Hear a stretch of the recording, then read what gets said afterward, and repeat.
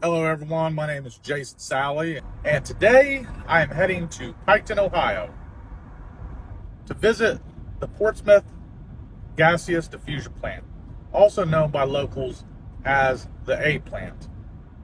Today I'm going to be meeting with one of the original whistleblowers who has graciously decided to give me a tour of the facility, so to speak, along the roads that are still open to the public, to get a first-hand look at the plant and the tens and tens of thousands of depleted uranium cylinders that are just out in the open to the elements and whatnot. This facility has a long history of radioactive contamination.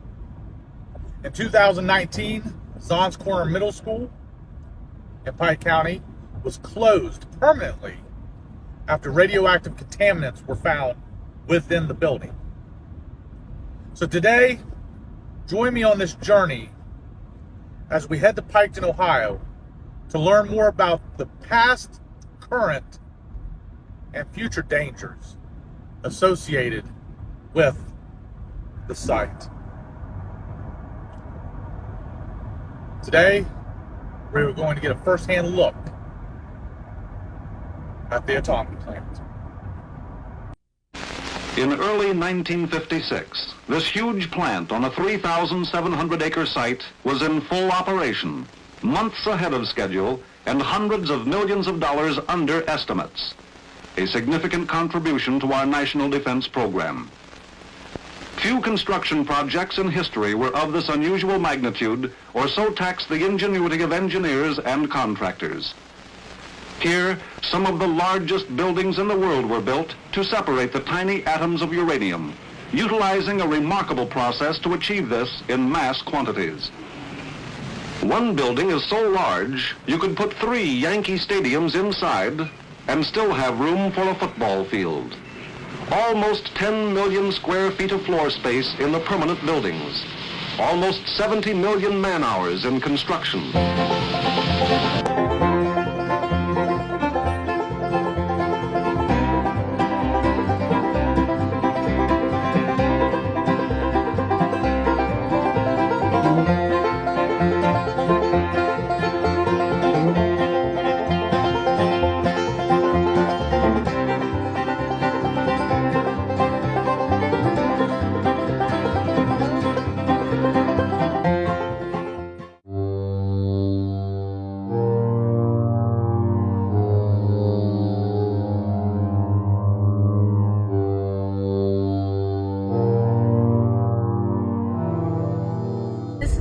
slurry wall that they built to stop the contamination, but it's not working. It's going under the slurry wall.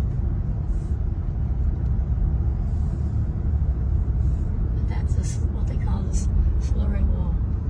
And when did they put that in? The time they was building the plant?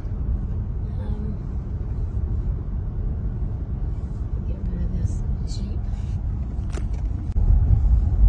He got back around, I saw him. Yeah, I seen him coming back.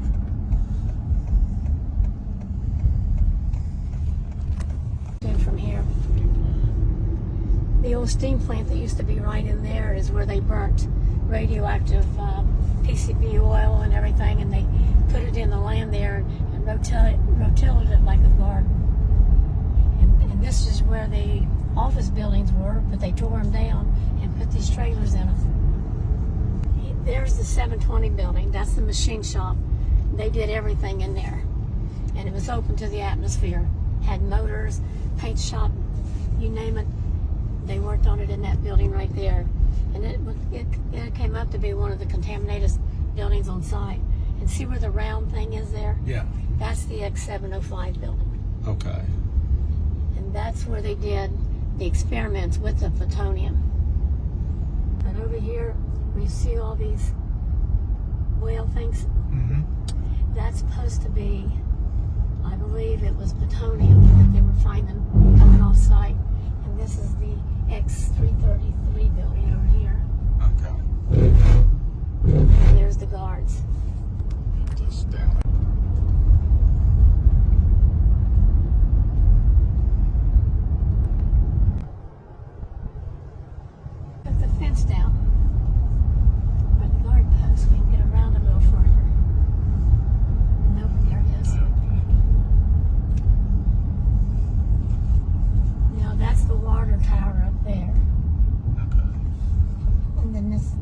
back of the 333 building, and all the switch yards and all that stuff they took down, and they put it in junkyards. They gave it to people in the junkyard, the towers and the switch yards and all that. So probably hundreds of tons of radioactive material, building material, has been just shelled out. One of them went to the junkyard near me on 104. And that big shuttle carrier, I believe, went to the junkyard in Chillicothe Shoemakers. Wow. I have pictures of it somewhere, the one with the 78 spill.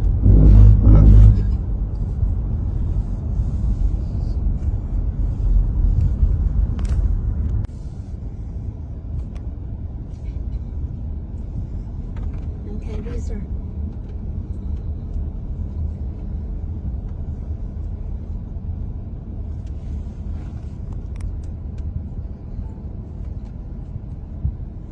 That's the 330 building, and those are office buildings that they brought in.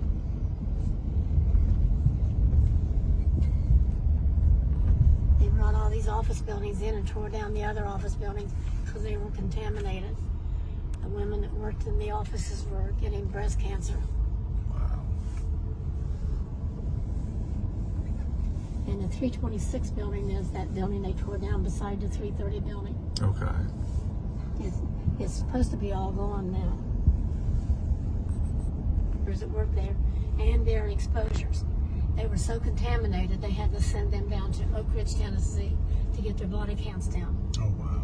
And Mr. Salisbury that worked in there gave me a call, and he said, he said, of all the workers on plant site, I felt that I needed to call you and tell you about these because I feel like they should have kept monitoring us, and they didn't.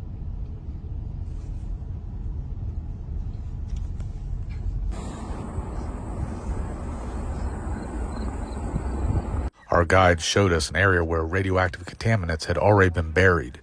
In the distance, you can see hills. Those hills are the location of this highly radioactive material that has been placed underground. 49 building is over there, I think.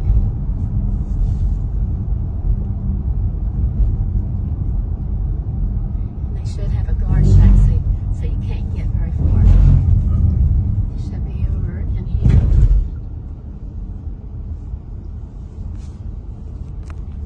In the distance is where you can see the current radioactive dump being placed on the site.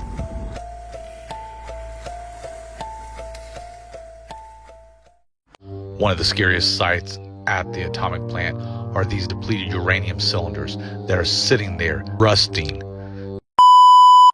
One of the most serious incidents to have ever occurred at the Piketon atomic plant involved one of these cylinders.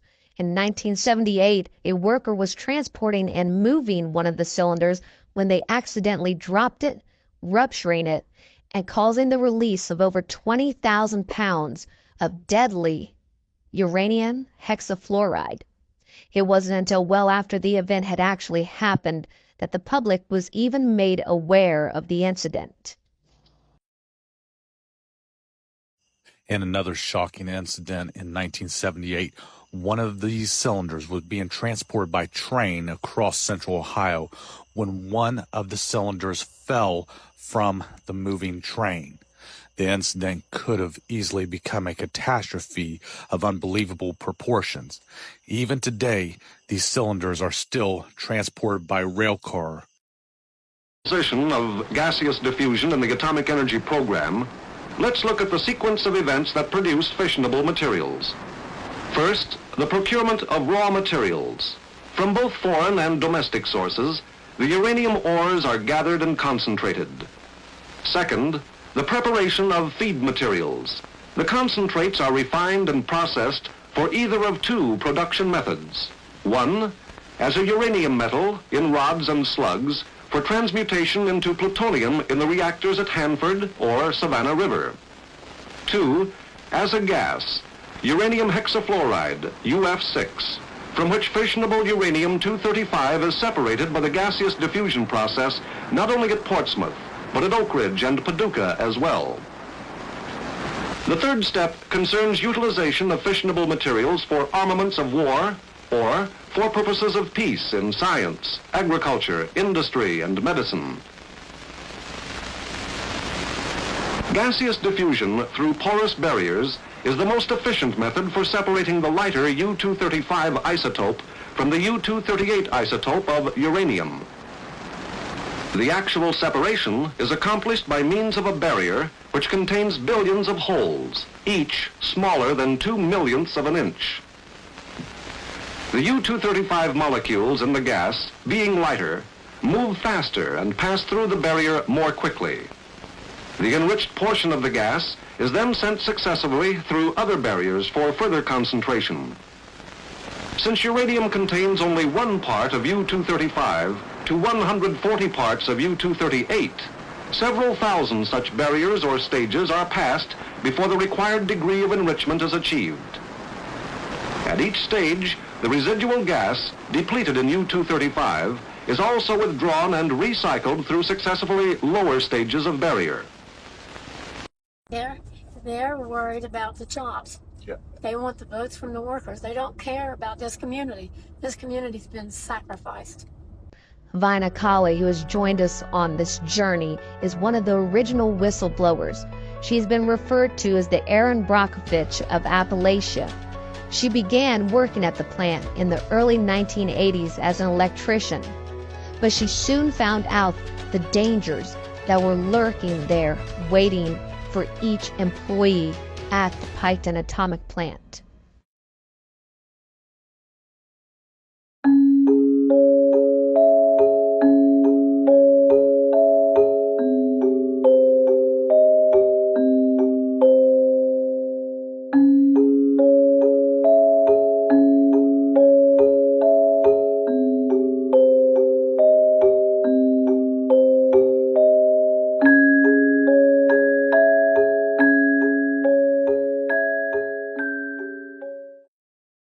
In 1983, Vina filed a complaint with the United States Department of Labor over unsafe conditions that workers were facing at the Piketon atomic plant.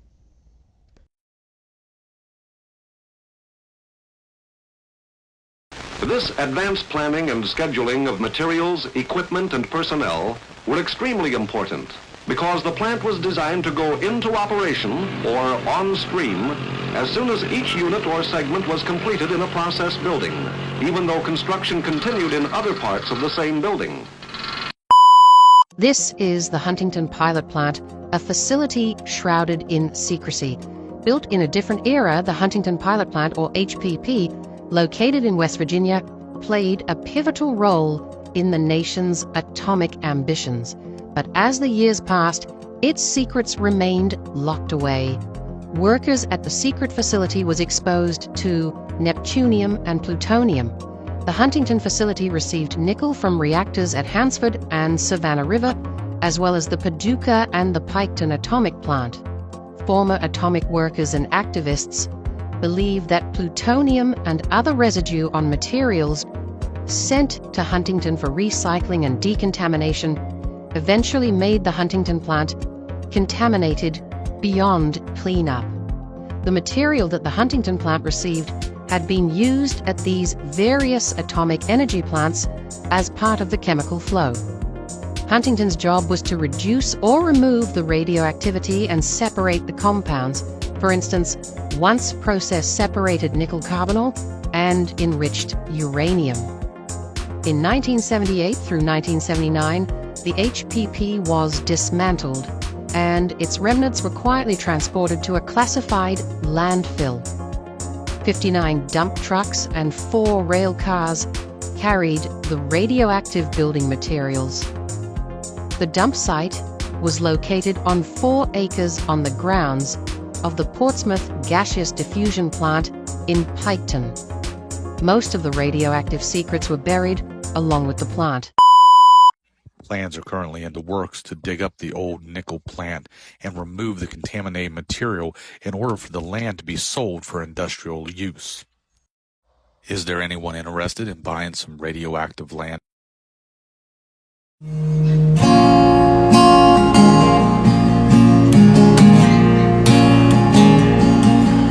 There's thunder on the mountain, there's fire on the ground, and off somewhere I can hear your voice calling. There's thunder on the mountain, there's fire on the ground, and off somewhere I can hear your voice calling. Yeah.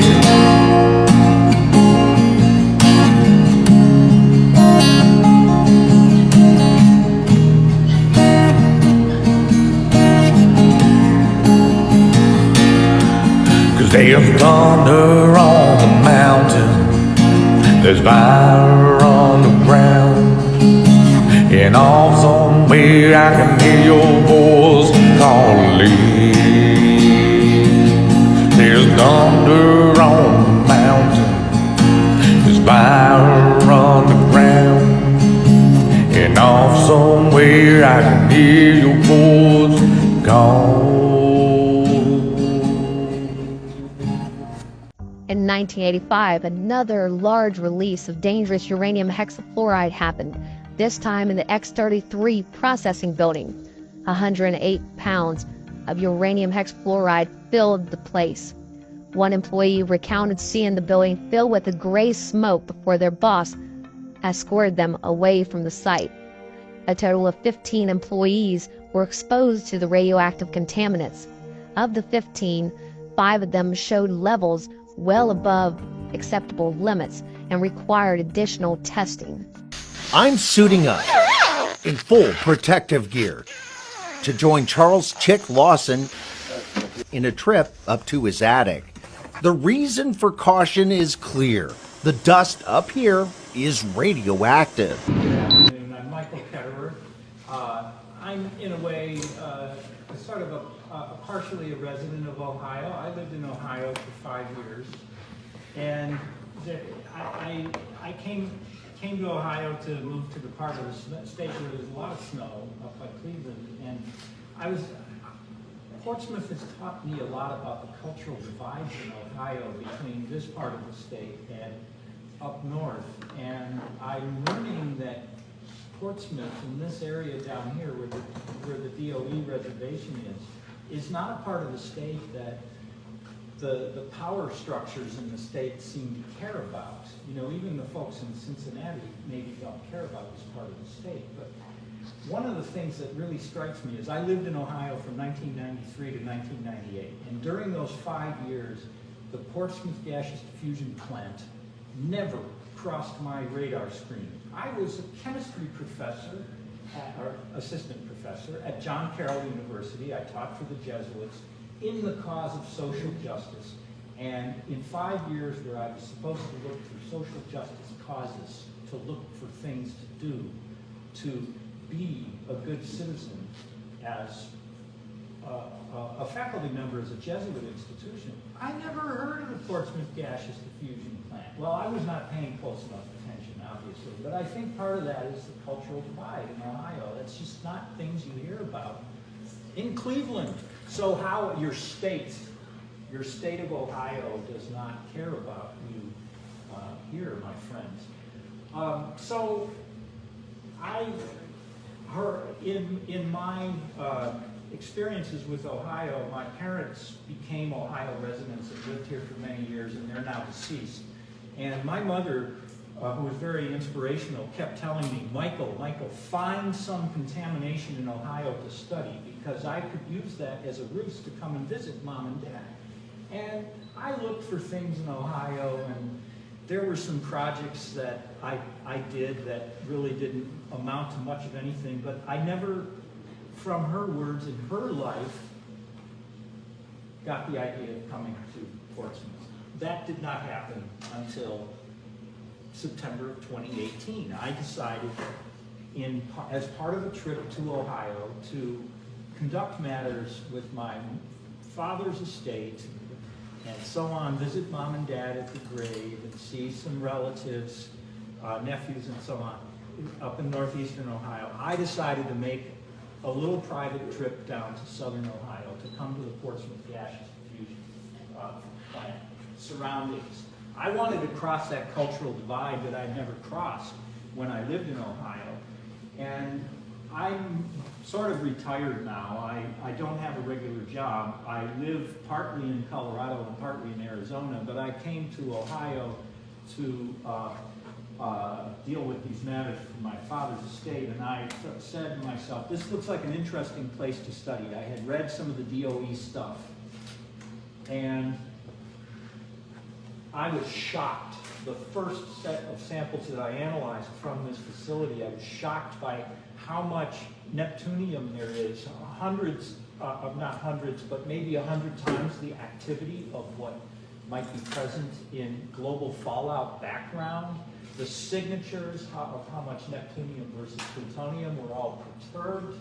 I've talked about these things, my friends, before, and you can listen to some of these things when I ran way overboard in time in June of 2023. But the signatures were way off, and they were very shocking, and I'd never seen anything like it. And so I reached out to community members, and eventually I got to know a lot of fine people in the community who've been trodden upon by this kind of an environmental insult. Anyway, I was really shocked by the early results to the point where I wanted to investigate it further. I got into collaboration with a colleague at Northern Arizona University, Scott Cheney, and we developed some relationships with Elizabeth Lamerson, who is sending us samples. She's a community member here. And I got quickly to know Matt Brewster of the Pike County General Health District. And then I came here in 2019 for the first time really by a telephone speaker.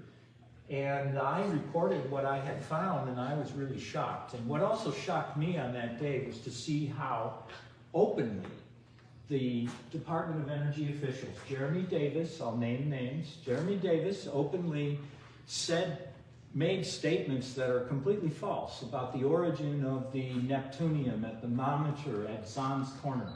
And a series of other false statements were made, including some by others. But I knew that that was false because I had the measurements. I had performed the forensic analysis. You know, I'm one of those lab geeks that shows up in Bones, the TV show. You know, I measure these things in the lab and come up with an objective answer, and I call balls and strikes, and I said, this explanation is false, and they know it's false, and I knew they know it's false. So that is what has hooked me into continuing to work. So today, I'm following up on my last visit here, which was June 10th of last year. And I reported on, you know, a lot of things then, and you can listen to that. But during that visit to Southern Ohio, I collected a couple sets of samples with the support of community members, Chick Lawson and Vina Colley, and some of you who collaborated.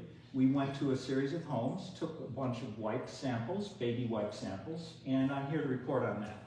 So the samples kind of sort into three groups. There's one set of 3 samples that are, I will call them less than 6. And to preserve everybody's anonymity, I am not going to ever tell anybody. I am the confessional at Catholic school. Nobody is going to make me reveal whose house is whose. But there's 3 houses that are relatively close to the Portsmouth facility. I called it less than 6 miles. And what do you think we find there? Pretty much anywhere within a radius of 6 miles, you can expect to find in any type of an undisturbed sample, places where dirt has been accumulating for years or decades. What should we expect to find? There should be contamination there. It's going out into the air continuously. It's settling in surfaces. There was a lot of it put out into the air in the last decade, in the 2010s, during D&D of the plant. So, indeed, I have written some reports that are are available. I've given copies to Chick and to Vina, and I make them available to ONFN. Anyone else who wishes to post and repost them on social media or the internet, but it basically summarizes the findings. Close to the plant, less than 6 miles, there's clear evidence of contamination from the plant. The uranium that is found there is definitely enriched. There's a surplus of uranium-235 in the uranium composition in the samples. I'm not saying that the uranium concentration is higher and that there's, you know, so much uranium that it's going to knock you dead. I'm saying the proportion is wrong. The perturbation is there. It can be measured. It exists. It is proven. And it is proving the pathway that it came from Portsmouth to that sample, to that house. That's very, very strongly apparent within 6 miles of the plant. We should pretty much expect to find that. Now, there's a second group of samples that in the reports, there's dated January 28th. There's a second group of samples that are, I say more than 10, but less than 15 miles from the plant. And by the plant, I mean the Portsmouth Gaseous Diffusion plant and all of the surroundings on the DOE reservation. And this group of samples that is 10 to 15 miles from the Portsmouth plant shows evidence of contamination pretty much in all cases. However, it's not necessarily as apparent if you measure it in signature terms. The proportion of 235 over 238 is still perturbed, but it's not as strongly perturbed. There's not as much 235 that came from the plant. There's more 238 that came from nature in the mixing process.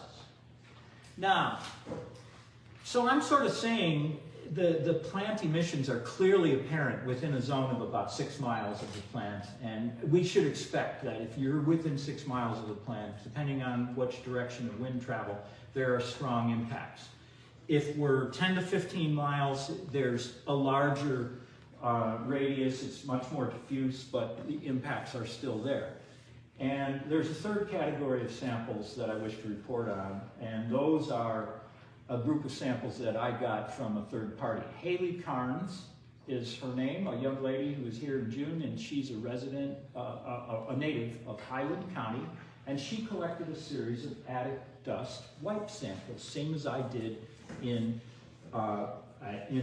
this study in June. So Haley sent me a group of samples from Highland County, and then there's one more that's from Brown County. And so these are to the west and northwest, and they're farther away. All of them are at least 20 miles. The one in Brown County is on the order of 40-something air miles as the crow flies, directly west of the Portsmouth plant. And this third group of samples essentially shows very little or no impact from the plant. And what do I mean by very little or no? Well, I can measure small perturbations in the 235 to 238 proportion and tell if there's some input of enriched uranium. I can't say that for any of the samples from Highland or Brown County. They are within the zone that I would expect to see for naturally occurring uranium. However, I'm not sure, I can't say for certain I can rule this out because there's uranium-236 is a synthetic isotope that's associated with the Portsmouth plant.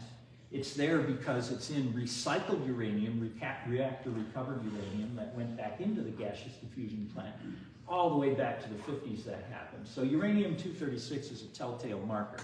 We see uranium-236, it could be from, there could be some other explanations, but I'm not sure. However, I will say this, in Highland County and in Brown County, we're really, really grasping and clutching at straws to try to find some impact. I don't think that there is really any significant impact of the Portsmouth plant as shown by these tests at those locations. So there you go. I think the Portsmouth plant probably has a zone of impact of about 10 to 15 miles, something like that. It's certainly more than 6 miles. if one wanted to use a background location, or a location that one wants to construe as background for an unexposed condition, 10 to 15 miles is probably not enough. I think Highland County looks like, from this evidence, or Brown County looks like it's more of a, this is really upwind. So, wind, I want to say, I guess, one more thing here and leave you with something to see and something to think about. Usually when I give talks, I have lots of slides, and I put people to PowerPoint death sleep.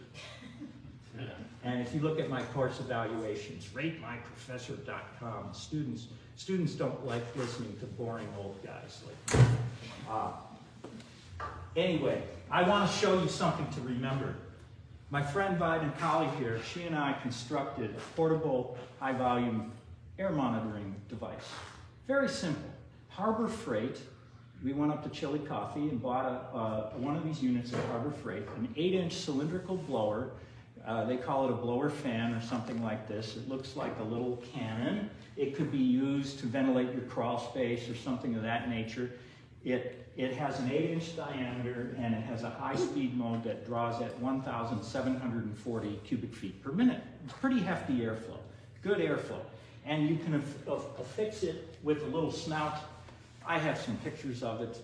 You can affix it with a little snout that draws the air in and then clamps a furnace filter into place. And we use MERV 13 furnace filters, which is, it's polypropylene fibers. It's very similar to the material that N95 masks are made out of. So it traps the particles, probably quantitatively above 1 micron and a good fraction of the submicron particles. So what is in your air? If you don't like what you are seeing in the environment here in Southern Ohio, and you want to tell your state officials or your federal officials you don't like it, you can do one of these experiments. Get one of these blowers. Get that filter.